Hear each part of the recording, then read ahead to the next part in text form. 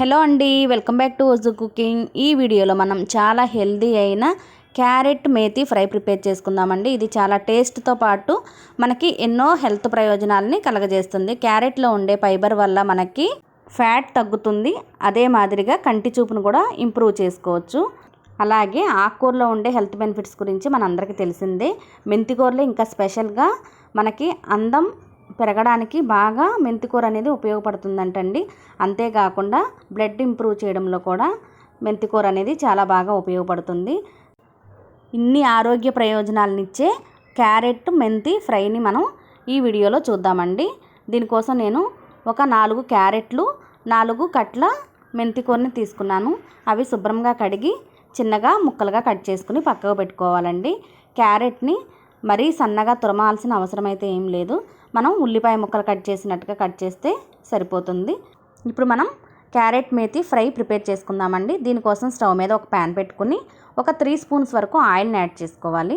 దీనిలోనికి 1 స్పూనున్నర వరకు మినప్పప్పుని, ఒక 1/2 స్పూన్ వరకు ఆవాల్ని, ఒక 1/2 స్పూన్ వరకు జీలకర్రని యాడ్ చేసుకోవాలండి.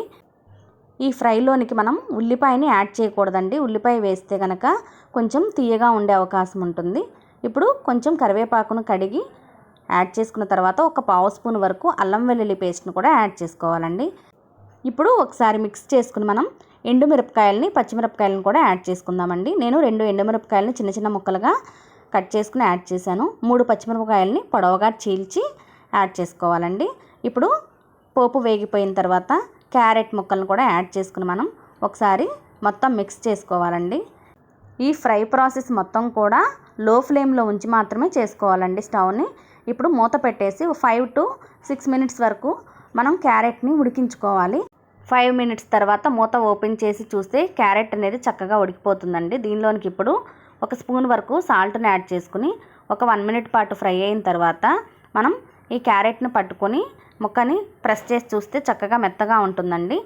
ఇప్పుడు కారంని, పసుపుని యాడ్ చేసుకోవాలి. నేను 1 స్పూనున్నర వరకు కారంని యాడ్ చేశాను. 1/2 స్పూన్ వరకు పసుపుని కూడా కారంలోనే యాడ్ చేశానండి. ఇప్పుడు మెంతికూరని కూడా యాడ్ చేసుకుని మనం ఒక 1 మినిట్ పాటు ఈ మెంతికూరని, క్యారెట్ని మిక్స్ చేసుకుంటూ ఫ్రై చేసుకోవాలండి. ఇలా ఫ్రై చేసుకుని మనం స్టవ్ బంద్ చేసి రైస్తో కానీ లేదంటే చపాతీ, రోటీ దేనిలోకైనా సర్వ్ చేసుకోవచ్చండి. చాలా టేస్టీగా, చాలా హెల్త్ బెనిఫిట్స్ ఉన్న క్యారెట్ మేతి ఫ్రై అయితే రెడీ అయిపోయింది. నచ్చిందా? నచ్చినట్లయితే మీరు కూడా ట్రై చేయండి. ఓజు కుకింగ్ ఛానల్ని ఫస్ట్ టైం చూస్తుంటే కనుక సబ్స్క్రైబ్ చేసి నాకు సపోర్ట్ ఇవ్వడానికి ట్రై చేయండి. Thank you for watching.